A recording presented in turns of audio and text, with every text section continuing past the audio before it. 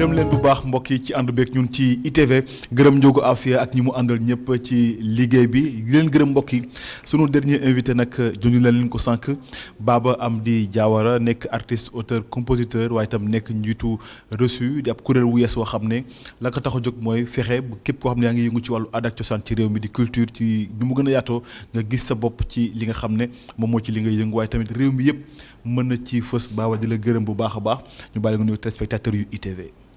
waaw Baba maa ngi lay remercier pour invitation bi ngeen ma defal yow ak suma xarit Bouba yàgg nañ di remercier équipe bi nekk fi yëpp ak ñoom Pape Doudou Diallo et puis les hommes de l'ombre mooy caméra woman yeeg caméraman yeeg ñëpp di nuyu reçu mouvement reçu yëpp di nuyu Sénégal di leen baalu àq di leen wax merci. wax Baba titre yi bëri na auteur artiste auteur compositeur tey nga nekk mouvement reçu. mën nañu xam lu tax a jóg mouvement bi ak lu tax ngeen jàpp ne kat fi mu ne nii.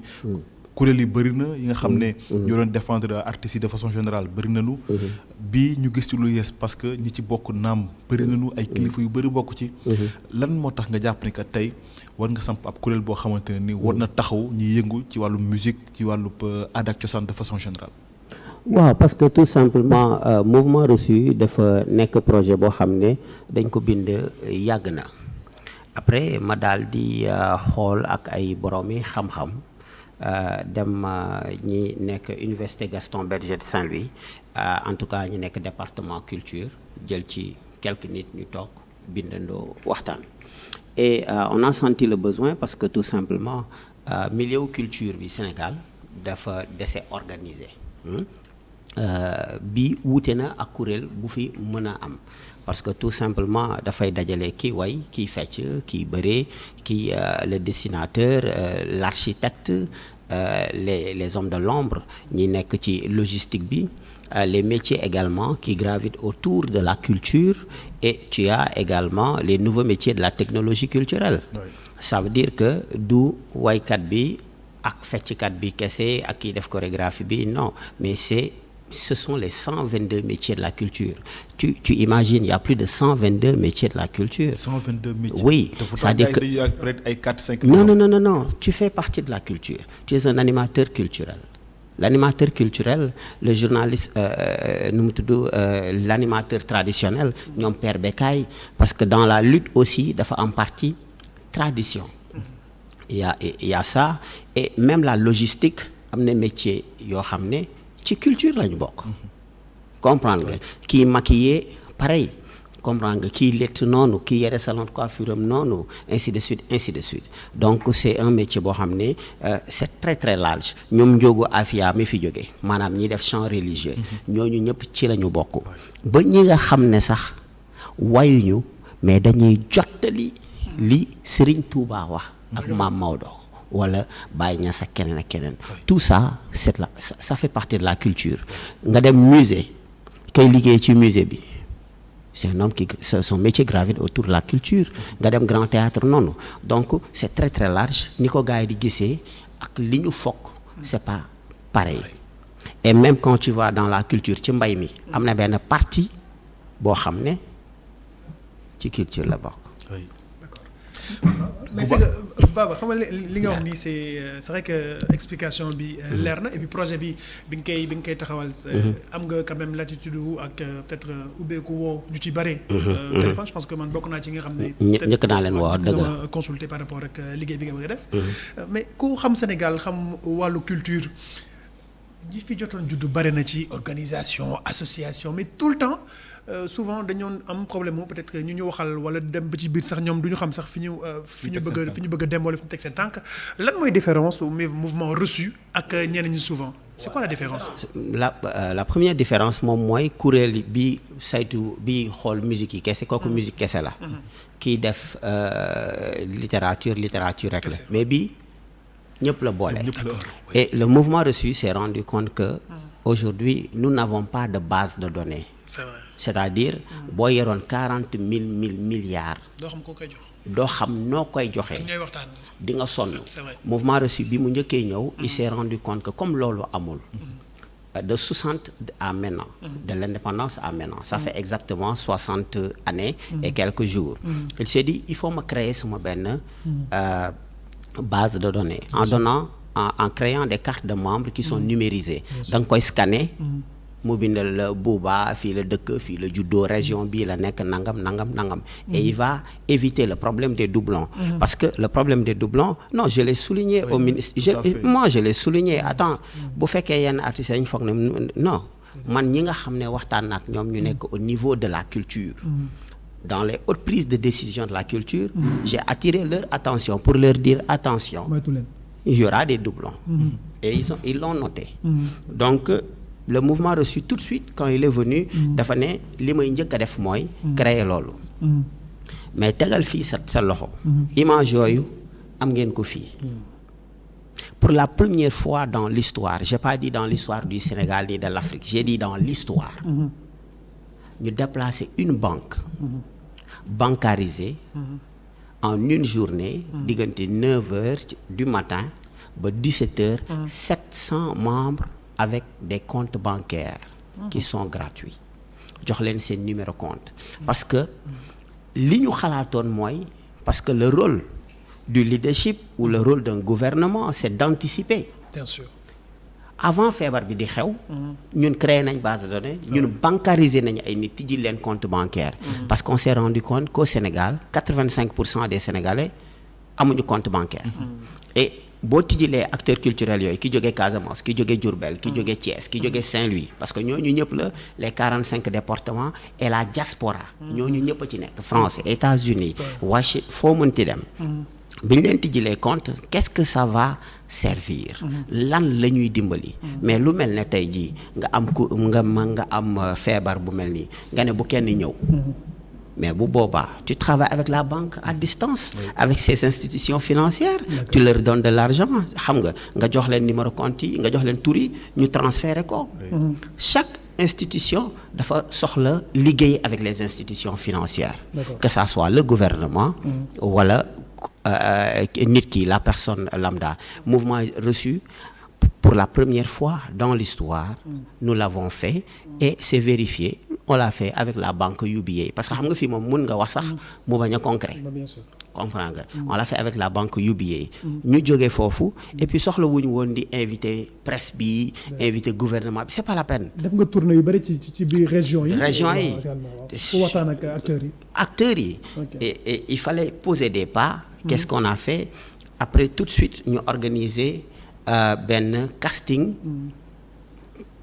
qui est très différent des autres castings parce que casting boobu y avait 800 personnes c'est-à-dire 400 ñi nga xam ne ñiy maquiller ñiy défiler ñiy ñaw aussi Plaza c'était au mois lële janvier la mois de février ñu def loolu demaat Thiès continuer casting bi continuer dem séminaire avec les Sénécar Tour et consorts dans un hôtel 5 étoiles comme les gouvernements ou comme les institutions financières ou comme les multinationales parce que les acteurs culturels pensaient que loolu mënut a nekk alors que nous dañu ne lu keneen am yéen mun ngeen ko am parce que su ngeen di xool nga jël dëkk bi yépp les acteurs culturels ñoo ci ëpp parce que li ma la wax nii ñawkat yi ñiy tagg xasa ñi yore caméra yi ñi wat mais ñooñu ñooy Sénégal. oui bëri nañu.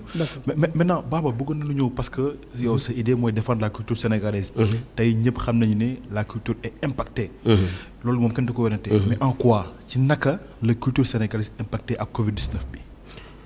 waaw pour ne pas faire d'hors sujet ak Covid-19 bi waaw c'est très très normal parce que tu sais. Les secteurs impactés li ñuy njëkk a tudd moom mooy le tourisme alors que le tourisme et la culture ñoo bokk papa ñoo bokk benn papa munoo le ñoo koy jéem a détacher rek moom l'artisanat ak kii ñoo bokk maintenant si le tourisme est impacté ça veut dire que Massamba Ndiaye bay jaay ay tableau d'art ci hôtel sangam dootu ko mën ma Fatim ma nga xam ne moo daan tëgg ca prestation bi ci hôtel bi dootu ko mën ki nga xam ne bu ñu xeeb ki bi nga xam ne mooy nekk ci bunt bi yere kooraawam kii yaay carte postale yi ainsi de suite ci bagagiste bi bi, ainsi ñoom de ñoom suite ñoom ñoom ainsi la de chaîne, suite ouais. c'est-à-dire c'est une chaîne loolu maa ngi ci tourisme bi kese la mais maintenant le matin yow mën nga jaay mburu le matin mën nga tijji sa pharmacie le matin quand tu es ministre da ngay jot sa salaire booy liggéey ci yenn béréb yi da ngay jot sa salaire mais les hommes de culture mais jotuñu salaire duñu mën a jot salaire duñu liggéey te il faut ñu xaar 2021 parce que il n'y a aucun gouvernement responsable qui va dire allez nu mu tudd retourner à vos occupations pour ngeen dajaloo waat pour feebar bi am xam nga loolu D'accord. benn gouvernement du ko def maintenant ki nga xam ne tey jii mën na jaay mburu kii mën na dawal taxem ba heure bi mu arrêté kii nangam mais kii nga xam ne tey jii dafa nekk ci culture moo xam ndax day fecc moo xam ndax day way moo xam mooy comme ñoom Modou Afia mi fi jóge ñooñu mënatuñu liggéey parce que liggéey mumbaay la laaj ak dajaloo mais maintenant le problème il faut pas que nit ñi gis que ne affaire bi way la D'accord. naaw C'est un métier.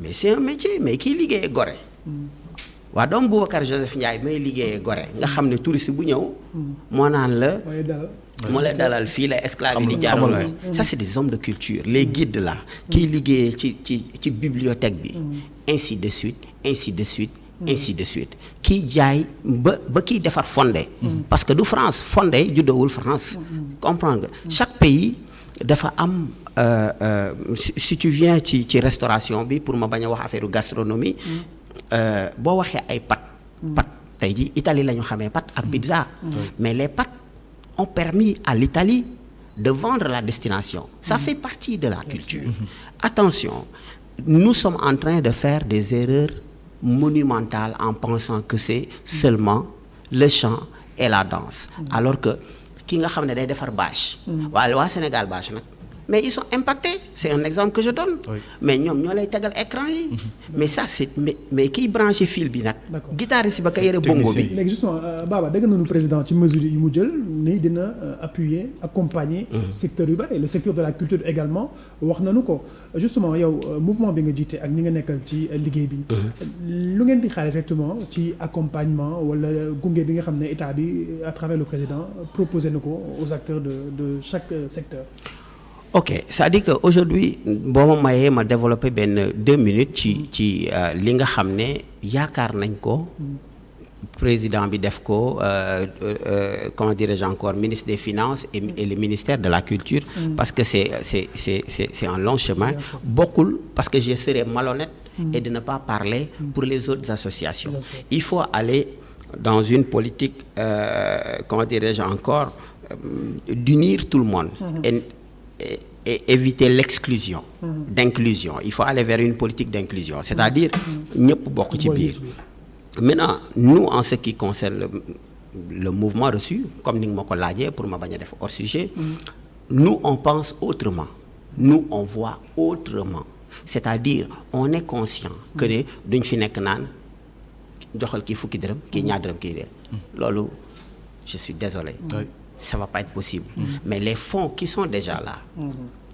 parce que le président a besoin de conseils il n'en a pas je suis désolé les personnes les gens du gouvernement en ont pas les fonds qui existent déjà vous les renforcez ça c'est une première chose mais ñun ci mouvement reçu ñun ñu ngi logé fan UBA à plus de 700 membres yeneen 700 yeneen 700 yeneen 700 qui existent ñoom ci seen base de données xam nga foofu naxaate amu fa yaa ngi comprendre li ma expliqué il y a une transparence qui est là mais on te dit Michel on dit au ministre des Finances et au président nous avons besoin de 500 millions pour nos projets mais c'est un fonds de garantie que nous avons besoin donnez ça à la banque bul ñu ko jox buñ ko laal ñun jox ko banque bi waxtaanal ak banque bi mais banque bi ñun 500 doy ñu dolli ñu beneen 500 nous avons besoin de temps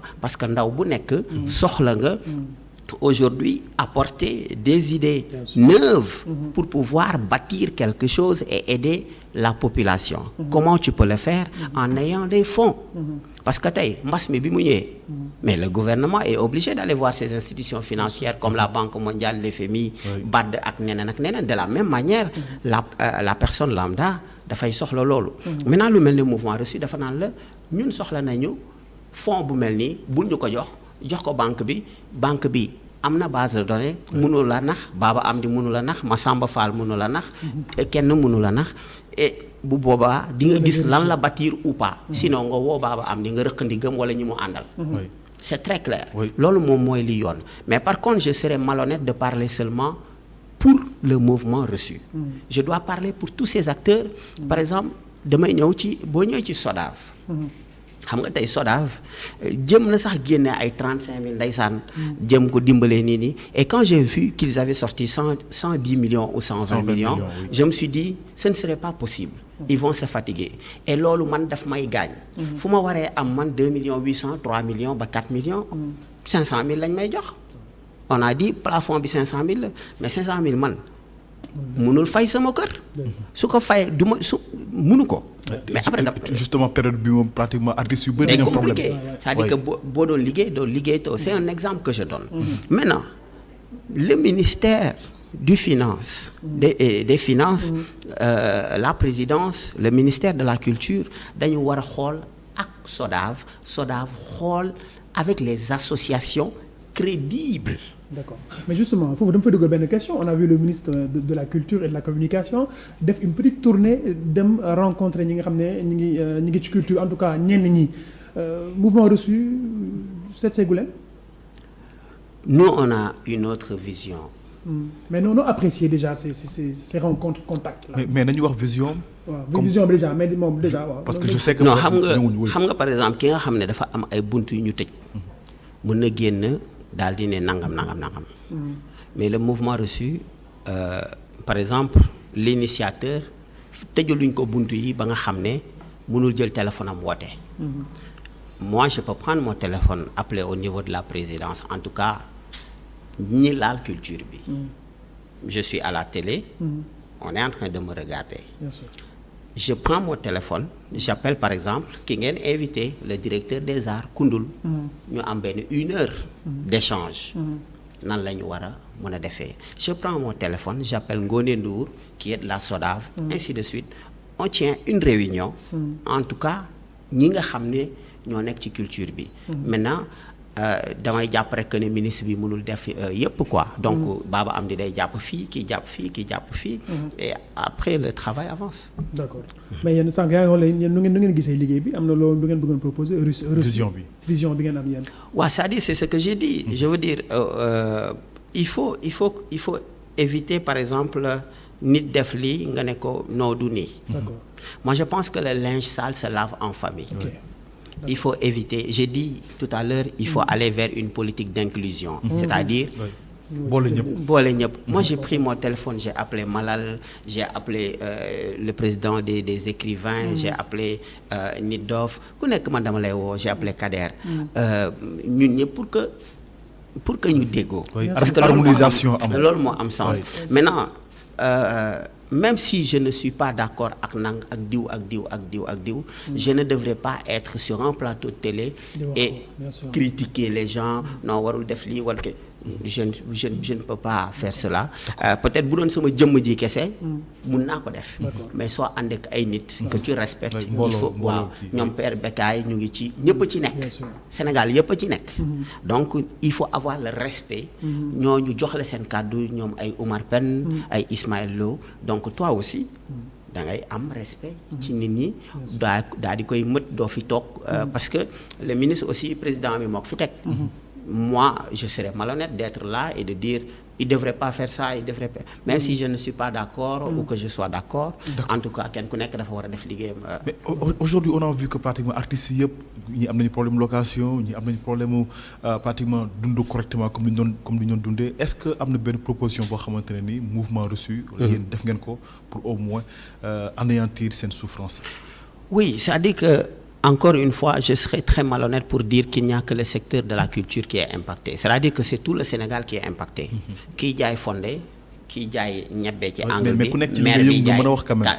kànja Ouais. mais ñun ci li ñu nekk mooy comme li ma wax sànq il faut que ñu jéem a waxtaan ba juboo d'accord daal di wu xool ak SODAV association yi jot a am ay AMS Oui. comprendre nga AIM comprendre nga ñoom ARCOS ak yooyu et le mouvement reçu mais par contre il faut mu am benn baat nguur mënul di wax ak 15 000 personnes c'est pas possible d'accord mais il faut trouver la bonne personne d'accord capable d'argumenter et de mettre sur la table des propositions yoo xam ne doomu aadama yi mën nañ ko dénk mais mënoo ñëw ne nii kon sénégalais bu nekk ne kon man tamit jox ma loolu mënta ne ce que tu peux faire je l'ai dit c'est de renforcer des fonds qui existent déjà ou bien dans le cas précis bi nga xam ne le mouvement reçu a devancé tout le monde ça n'a jamais existé dans l'histoire par exemple xaaral 2 secondes rek 2 secondes parce que vous m'avez pris yéen 10 minutes sama émission yeneen jotaay ñëw aujourd'hui le mouvement reçu comme jot na jiitu ci yenn affaires yi waaw. jiitu bi mooy leen tijji na ay compte bancaire avant muy xam ne d'accord pandémie bi ñëw na d'accord loolu mooy anticiper luy waaj a ñëw waaw dugalal xaalis ci compte bi ba pare boo dugalee xaalis ci compte bi mais c'est les projets de ces acteurs là mën nga ko surveiller mën nga ko mën nga ko dimbali en plus de ça le ministère de la culture a un budget de 22 milliards pour cette année amul benn activité il faut que nga ko génne peut-être qu'ils sont en train de voir voir comment faire mais il faut aller vers encore une fois une politique d'inclusion et non pas ñëw def pour ne non consulter naa diw non Oui, moi oui, quelqu'un qui essaie de me consulter D'accord. attends Vas-y. quelqu'un qui essaie de me consulter pour wax consulter waaw mais doo ma gis ok consulter pour consulter soxla non j'en ai pas besoin d'accord du concret moom nga soxla comme ñun ni ñu ko defee Bien sûr. créer base de données D'accord. tijji compte bancaire jox membre bu nekk sa D'accord. compte bancaire nga ne parce que nguur loolu mooy rôle am 2 secondes vas-y quand tu prends le plan Sénégal émergent Oui. mais xanaa xamul ne culture bi rek mënoon na ko dimbali mu am beaucoup plus de milliards bien sûr s'il avait consulté culture moo yor réew. bien sûr mais Culture toi tu mooy as réew. Gorée qui pouvait t'aider à vendre la destination sénégalaise du affaire way de bu nañ fàtte nañ jëlaat way encore ñu teg ko fële parce que dañuy juum di foog ne affaire da way la quoi Ouais. il y a l'architecture parce que tey tu as le Maroc qui est le premier pays africain qui reçoit beaucoup plus de touristes le Maroc reçoit 11 83 000 personnes par an c'est dû à quoi à beaucoup de choses donc yow tamit il faut aller ci mbir yu mel noonu Oui. d'accord il y a un acteur culturel bi ma yónnee message yaakaar naa moom na nee na il valide totalement ce que tu dis Ibrahima Mbaye Soppe moom sax moo na fi toog Soppe nee na il valide ce que tu dis merci moom mu ngi ci biir reçu moom mu ngi biir reçu mais est-ce que kon bu ñu la déggee dafa mel ni kon xaalis bi nga xam ne dañ ko jagleel acteurs culturels yi waruñu ko séddoo dafa war a doon. lu mënul nekk concret. mënul nekk ça c'est moi qui te le dis c'est pas possible mais yéen ceeb bi est-ce que ñëpp mën nañ ci jot nii ceeb bi nii ñuy joxe nii ñëpp jot nañ ci non parce que sànq dama dégg nga ne ñu association yi kuréel yi te pourtant ñëpp nekkuñ ci association yi te ay artistes lañ quand même.